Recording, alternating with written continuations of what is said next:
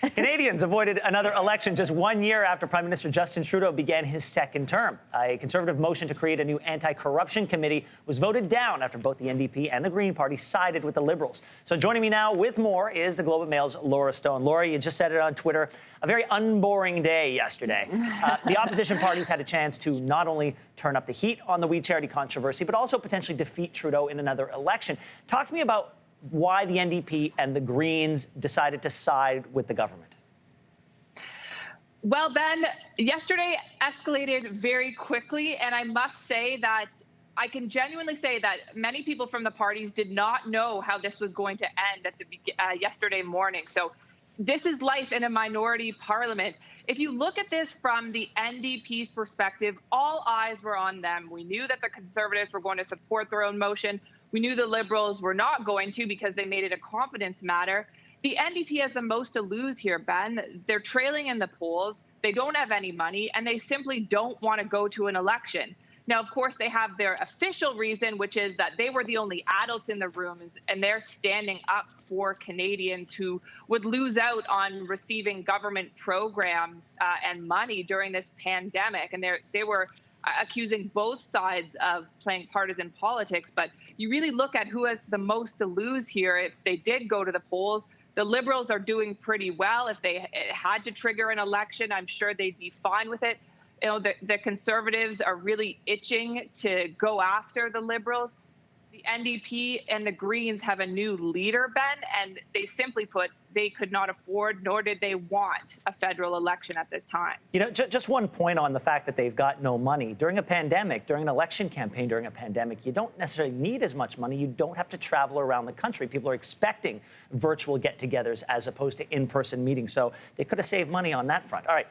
They could have saved money, but it still costs money. That is true. It still costs money to run an election. The Liberals took a risk making the Wednesday vote confidence matter, and as we said, it paid off for them. But as long as we're still in the pandemic, are they going to keep going back to this well? Is this the strategy from now on? Well, I think that that's what the risk is, and the risk is squandering some of the goodwill that the Liberals have earned during this pandemic.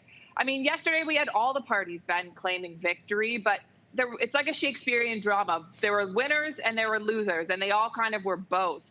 I think the Liberals' risk here, you know, they played this game of chicken. Is this going to be a weekly event now? We know that the Conservatives have yet another motion to present from the Health Committee that is asking for a sweeping set of documents about the pandemic.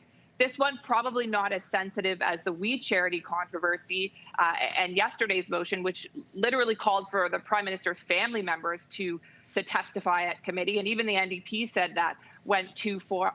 But where does it end? And do these parties want to work together? Will they be able to? Or, as you say, Ben, is this going to just keep happening over and over again? And I think a lot of people were taught a lesson yesterday that this government could fall very early. Laura, are we at the end of the We Charity saga? Was yesterday the final nail in the coffin? You might hope so, Ben, but we're not. Look, I think that both the NDP and the Conservatives want to keep this going in some respect. We know the NDP does want to study this issue as well as other issues related to the Liberal government giving out contracts to Liberal insiders and allegations of misuses of funds. We know that both of the opposition parties are interested in this. The NDP is going to try to get this going at the Ethics Committee.